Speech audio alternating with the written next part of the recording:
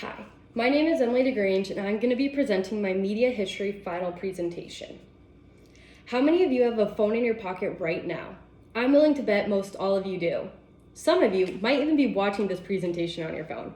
I know I'm recording with it. According to the Pew Research Center, 95% of the American population owns a cell phone. Well, have you ever thought about where that cell phone came from? We can all thank inventor Alexander Graham Bell. As a cell phone user myself, I wanted to know more. So I did my research and I'm here today to tell you all about the man who brought us to where we are now. In the world of communications, Alexander Graham Bell is arguably the most important figure in media history. With his invention of the telephone, work with the deaf community, and modernization of information dissemination, there is no doubt that his legacy is still prevalent today. First, it's important to establish what put Bell's name on the map. As most of you are probably thinking, the telephone. And you'd be right. Well, it's pretty common knowledge that Bell is accredited with the invention of the first ever telephone. Not many people know more than that. Let's look at what really went into this. And as you can imagine, the telephone didn't just appear out of thin air.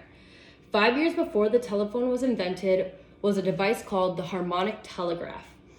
This is important to know as it was basically the device to open the door for the discovery of the telephone. More specifically, the harmonic telegraph helped Bell learn how to convey multiple messages through a wire. Like the telephone, the harmonic telegraph was a wire-based system to send and receive messages.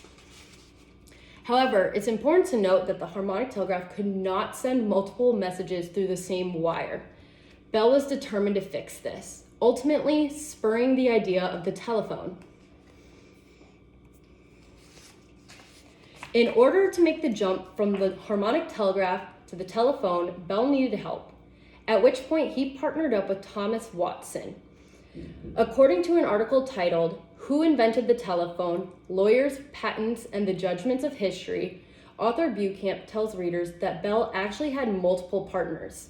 In fact, there have been several lawsuits over who actually invented the telephone. But without getting into the nitty-gritty of who did what, let's focus on what the two did together. As a team, Bell and Watson worked to invent the simple receiver.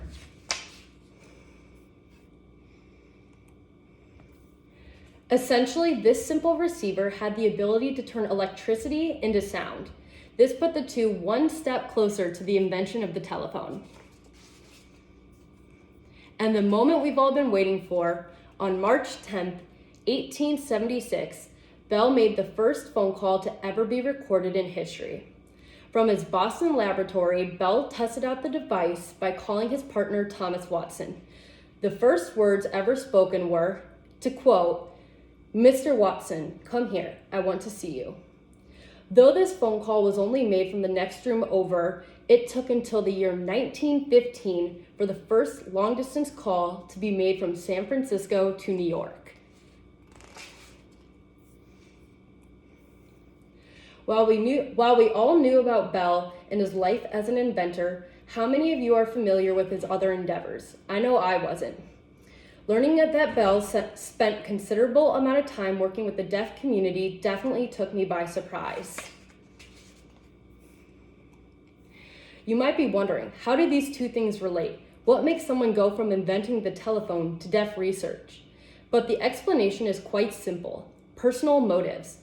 Bell had deaf family members such as his wife and mother. Nevertheless, this inspired him to learn more about those with hearing deficiencies. This photo here is a picture of Bell with his deaf wife. Conveniently, Bell's father and grandfather worked in the field of hearing research, helping him to learn more. Eventually, Bell worked beside his father to develop a sort of visible speech. The goal of this visible speech was to teach the deaf a written system of symbols that allowed them to pronounce certain sounds.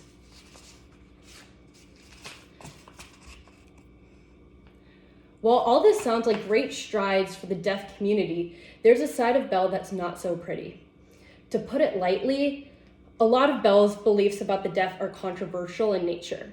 I say controversial, but really it's just plain wrong. For starters, Bell did not believe in marriage amongst the deaf and the non-deaf. Ironic, given his situation married to a deaf woman, but he truly thought that this would contaminate the human race. Additionally, he believed that they were a threat to the social order of society because it made people weaker. He even went so far as to suggest legislation for this. The legislation would prohibit marriage and reproduction between the deaf and the non-deaf. Thankfully, in years since, our society has denounced this sort of extermination. In an article written by Sue H. Mitchell titled "The Haunting Influence of Alexander Graham Bell," she discusses this topic at length.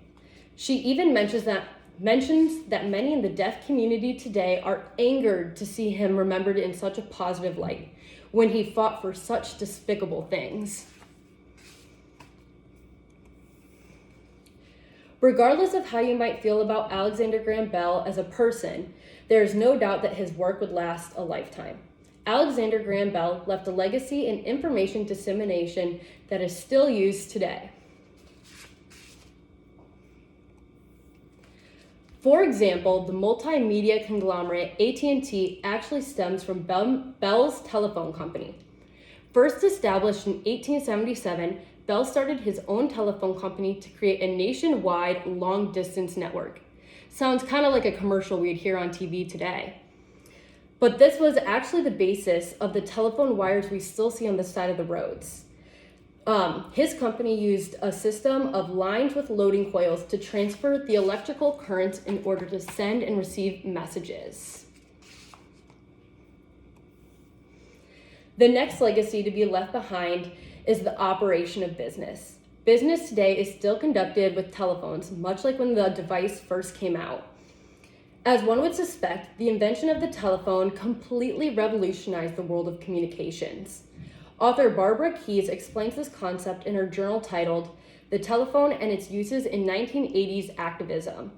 Though she focuses on the impact of the telephone in regards to social justice, it still ties back to the overarching theme of communication.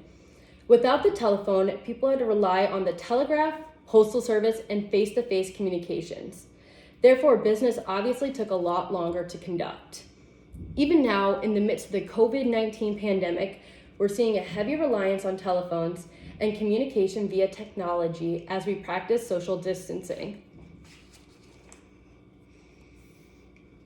Last, but certainly not least, Bell paved the way for the first wireless phone through the photophone.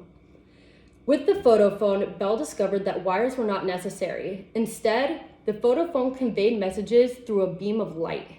This relied on fiber optic technology, something that many of our modern-day devices operate on. According to Bell himself, this was his most revolutionary invention to date. To quote, "The photophone is the greatest invention I have ever made, greater than the telephone."